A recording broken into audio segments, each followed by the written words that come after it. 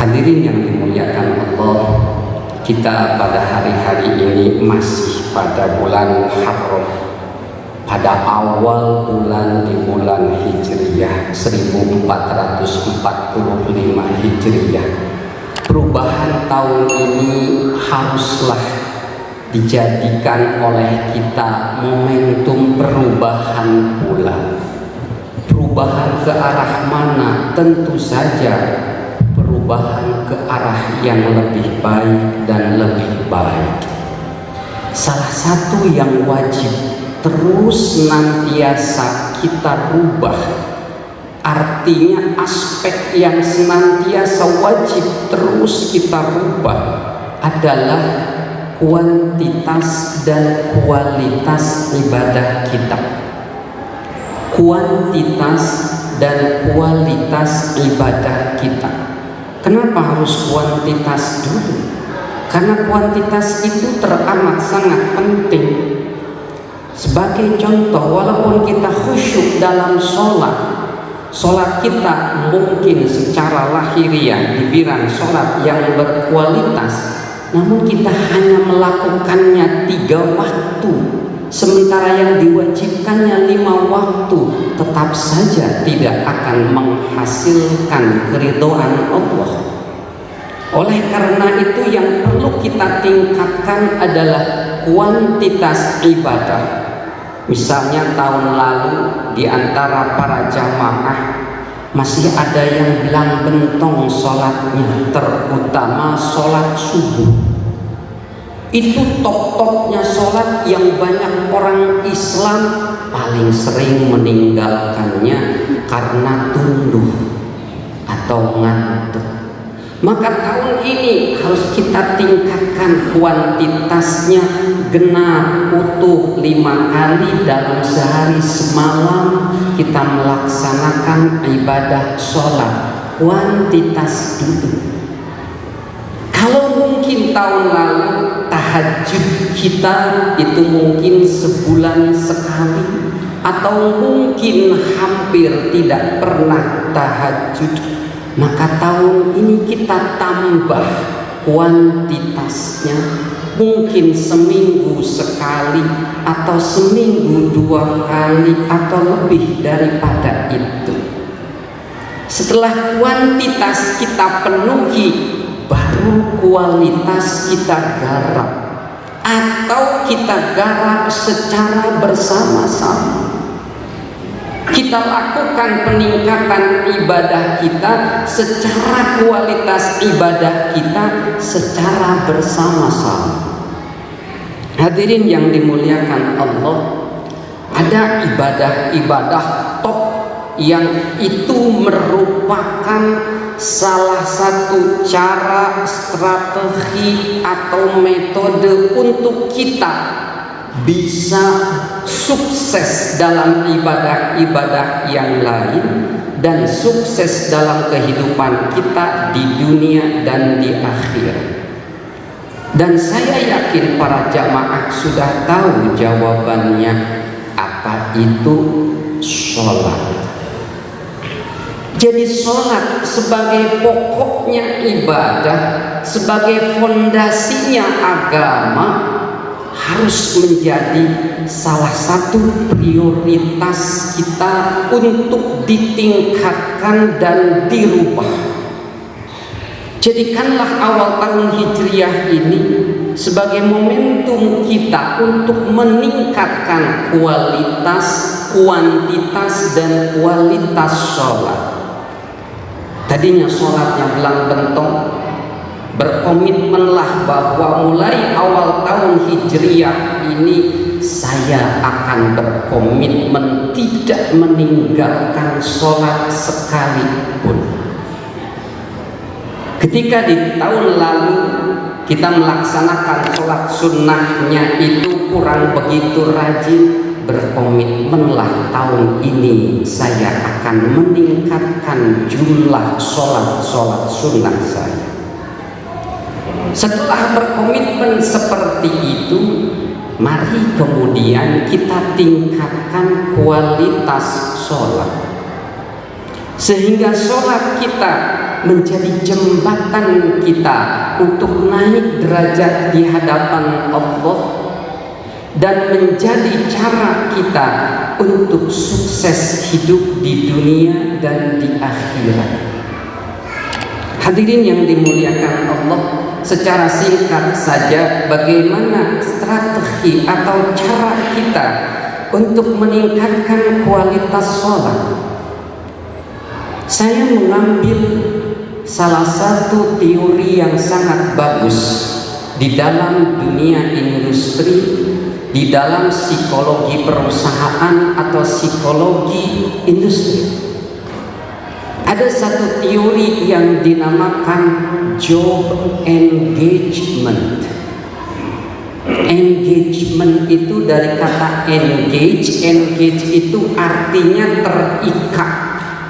Jadi job engagement itu artinya keterikatan.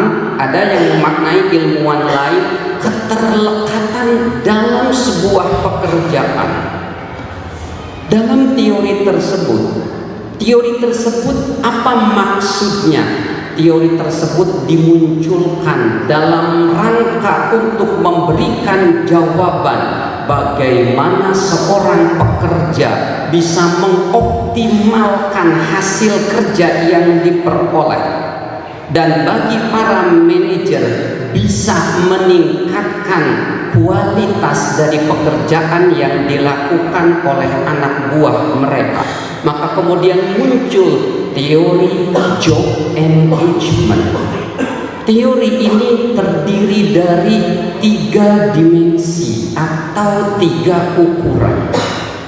Bahwa menurut teori tersebut, kalau hasil pekerjaan kita ingin optimal, optimal itu menghasilkan sesuatu yang terbaik, dan maksimal, maksimal itu pol hasilnya, maka 3 unsur harus dipegang oleh orang yang melakukan pekerjaan tersebut.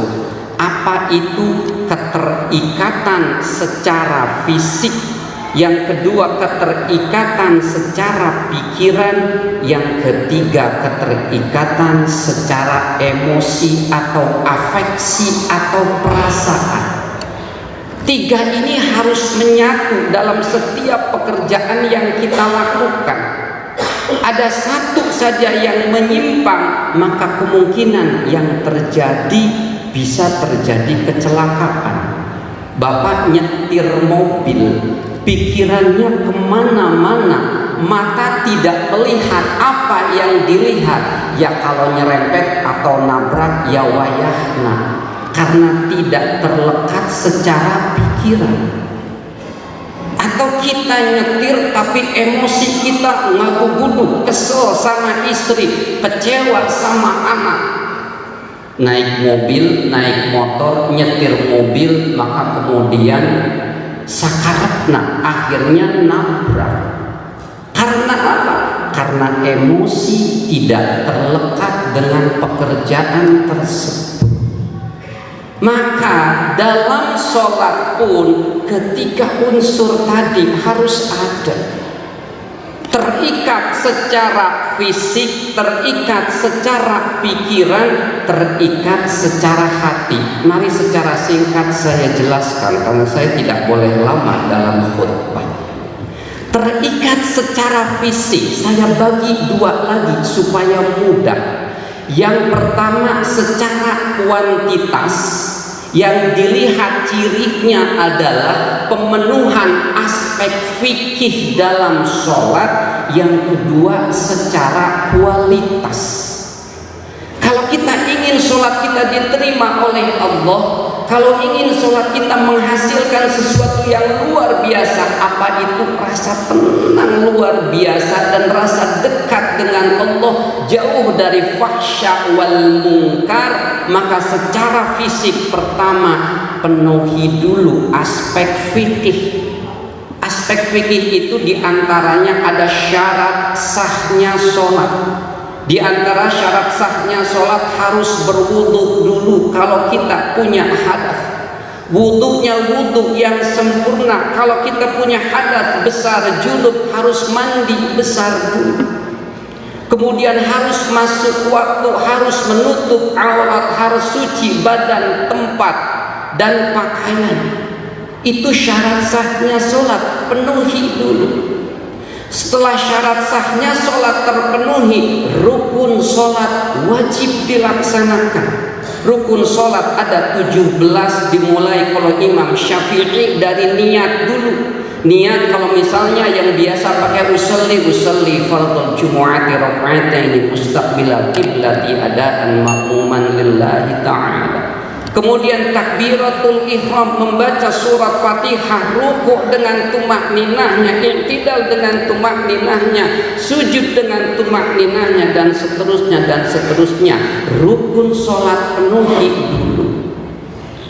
Berikutnya ada apa? Ada sunnah sholat, seperti membaca doa iftitah, itu sunnahnya sholat. Mengucapkan Allahu Akbar ketika berpindah dari satu gerakan ke gerakan yang lain, itu sunnahnya sholat. Setelah aspek fisik yang sifatnya kuantitas kita laksanakan, lakukanlah aspek fisik yang bersifat kualitas. Apa itu? Dalam teori job engagement ini, tunjukkan semangat kita bahwa kita akan bertemu dengan Tuhan kita. Antusiasme dengan penuh aura, gerakan mengandung tenaga, mengandung energi. Allahu Akbar, suara bergetar, bacaan-bacaan kita berikan sebuah sentuhan-sentuhan yang menunjukkan kita antusias bertemu dengan Sang Maha Pencipta. Dari satu gerakan ke gerakan kita tunjukkan energi dan aura. Selanjutnya yang kedua, keterlekatan secara pikiran. Keterlekatan secara pikiran itu apa cirinya? Kita mampu memonitor dan mengontrol bacaan. Ketika lisan ini mengucapkan Bismillahirrahmanirrahim, maka telinga ini mendengarkan, bukan hanya mendengar, mendengarkan bacaan suratul Fatihah tersebut. Ketika kita beralih satu gerakan ke gerakan yang lain, kita sadar bahwa kita sedang mengangkat kedua tangan, kita sadar bahwa kita sedang menempelkan kulit kanan dan kulit tangan kiri. Itu yang dinamakan terlekat secara pikiran. Makanya kalau Bapak terlekat secara pikiran, tidak bakalan lupa rakaat sholat. Karena apa yang dilakukan terkontrol, seperti dalam Al-Quran, hatta ta'lamu ma taqulun, sehingga engkau mengetahui, engkau sadar akan apa yang engkau lakukan. Yang berikutnya, yang terakhir adalah terlekat secara hati. Inilah yang dinamakan khusyuk. Khusyuk itu perbuatan hati.